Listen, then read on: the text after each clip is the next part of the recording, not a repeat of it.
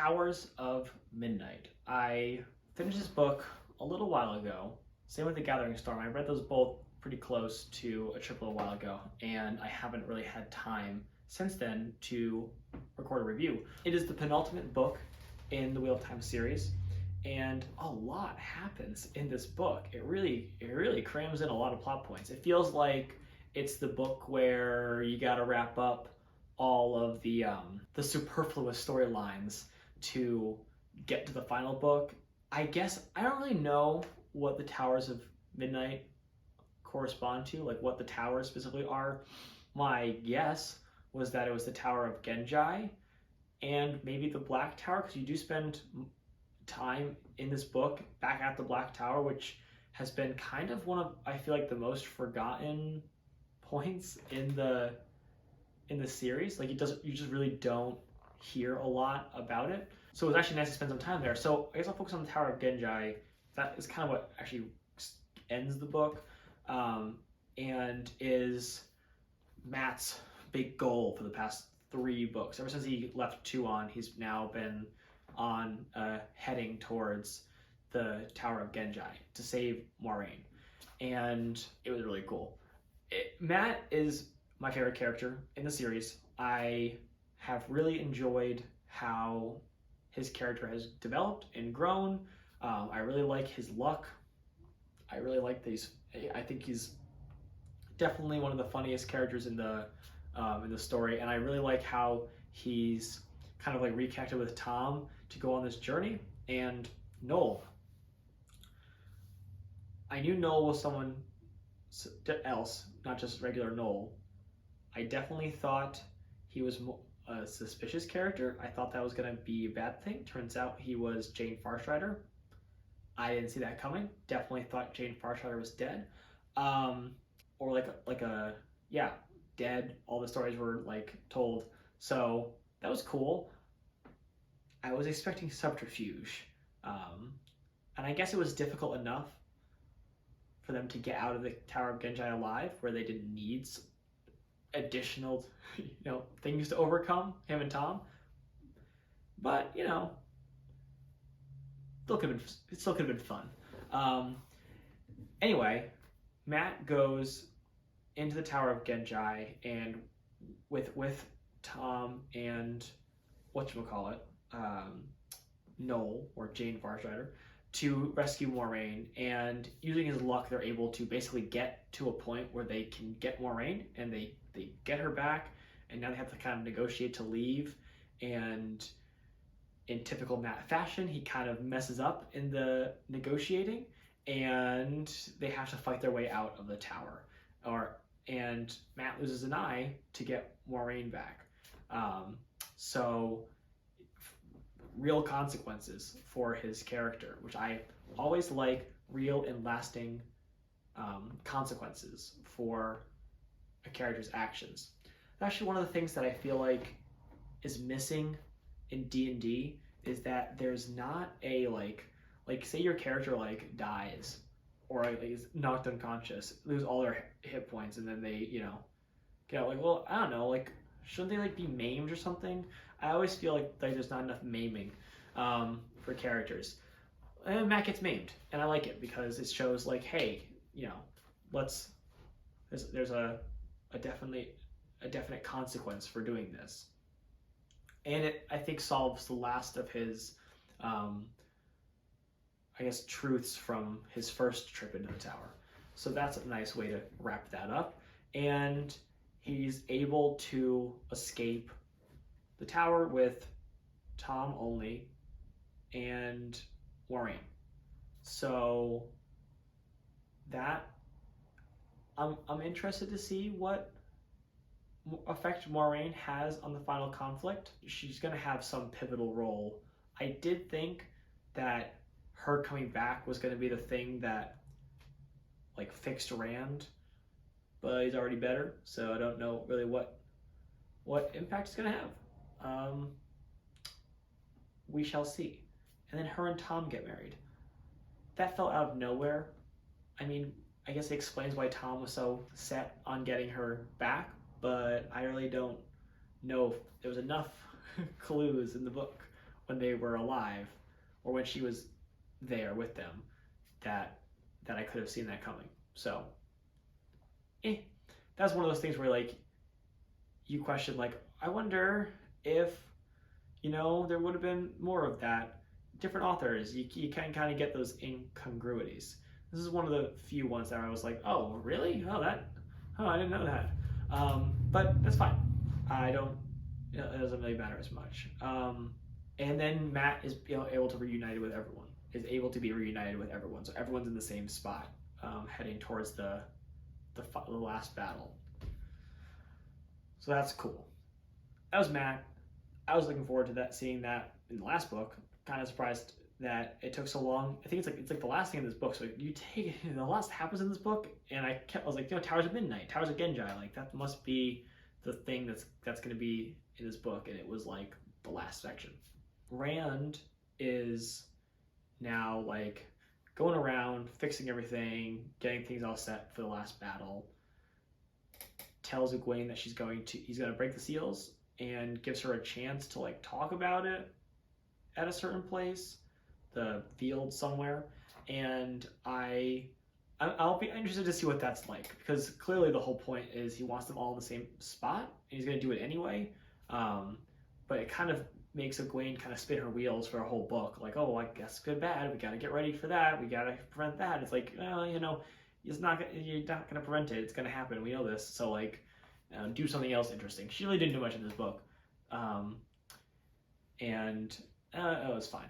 The one thing that did happen, it kind of happened around her, was really cool, was the after effects of the Seanchan attack.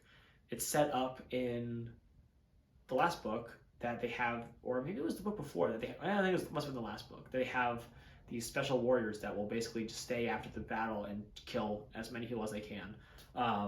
And then that starts happening. You think it's the the Forsaken, but it's not. It's actually the aftermath of this battle. It has lasting consequences, and a bunch of people die. One thing that I think that this book did really well at was Gawyn and Galad. Both of them were heavily involved in the story again, and it's like, oh yeah, those people. I've never really found them that interesting because they're really not doing much, and they both actually do things in this book. And it was like, all right, there's justification for the addition of these not main characters, but like second tier characters. Gawyn being the one who's able to figure out this plot and stop it for the most part. A battle ensues with Egwene fighting the Forsaken. So much scarier battle than what Galad's doing, but Galad's able to actually thwart the Seanchan threat pretty much by himself. And it's like, oh, all right, good for him. In this same kind of scene, one of the things that makes it really interesting is the addition of Perrin. So on the flip side, not Galad, Gawyn is interacting with Perrin, and Perrin comes up against the White Cloak army. Again, one of his last few knots to tie off in the series is how the White Cloaks are going to get involved, and how it'll resolve Perrin's issue with the White Cloaks. And one of the big things is there's a something, Sangreal, Angreal, I have not learned the difference, that is preventing them from leaving a certain area or traveling out of an area. And Perrin's been investigating this in the Wolf Dream, and at the same time is dealing with the White Cloak. So they basically want to kill him because he killed White Cloaks at some point in the very beginning of the series, and they take issue with that. And Perrin basically gets them to agree to having a trial. They'll try him for the murder of these White Cloaks, and they have Morghese be the judge or whatever. And it's basically Gawyn and the White Cloaks versus Perrin, and you get a better sense of Gawyn as a character and what he can bring to the table, I should say, character-wise, to this final bit of the story, and it makes you appreciate his character more. You know, these past, I think he shows up in the last book,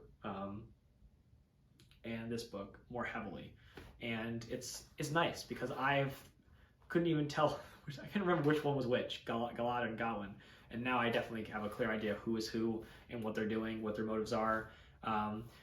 Basically, Perrin works it out. Gawain's, you know, he's got his old code of right or wrong, whatever, but they're able to come to an agreement on what's going on with the help of Morghese, and they fight together to defeat a big army of Trollocs that was supposed to kill Perrin. And they save the day, and they're working together, and the White Cloaks kind of are subsumed by Perrin's Telviran army. I'm gonna call it that because that's why he has the army. And it's like, all right, they're together. But interestingly enough, this whole subplot of Perrin trying to figure out why they can't travel takes him through Tel'aran'rhiod to the White Tower. At the same time, there's this battle going on with Egwene and the Forsaken. So Egwene's fighting Forsaken and Perrin's fighting Forsaken all at the same time, all at the same place, and it's pretty cool because these two battles are like, you know, impacting each other, and it's cool. I want to see more of Perrin and Egwene coming together through Tel'aran'rhiod, because it's touched upon in,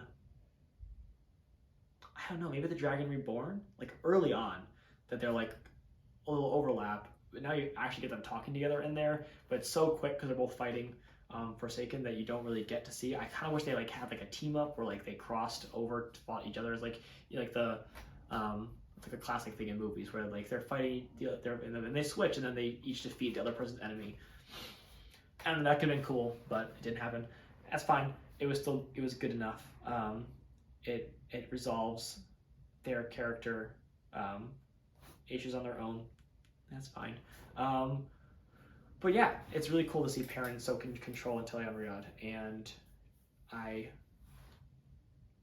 guess I don't know how that plays into the last battle that well. I feel like it's going to be, I mean, it must be some part in the dream world, otherwise why would it exist so heavily? But I wonder how Tel'aran'rhiod is going to impact the last battle, and what all this work that Perrin's been doing to get like ready or better at that, how that will play in. So we'll see. But it was cool. That Perrin's storyline was very engaging,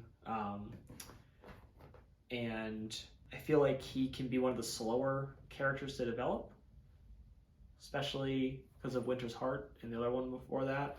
They were just like so slow with him that any book that showcase him moving along in the storyline, I like. Overall, I really enjoyed this book.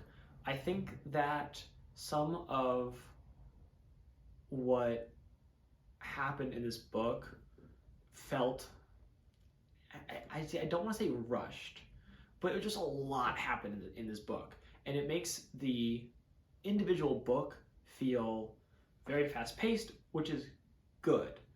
But in contrast, it makes some of the other books feel like, oh, do we need that book? You know, like, I specifically will now bring it up again, which is hard. Like, some of these things were so slow in some other books. This one is so jam-packed. It's like, could this have been parceled out over more books to make it feel a little bit more even story-wise? I don't mind it. It was still a really good book, and it still,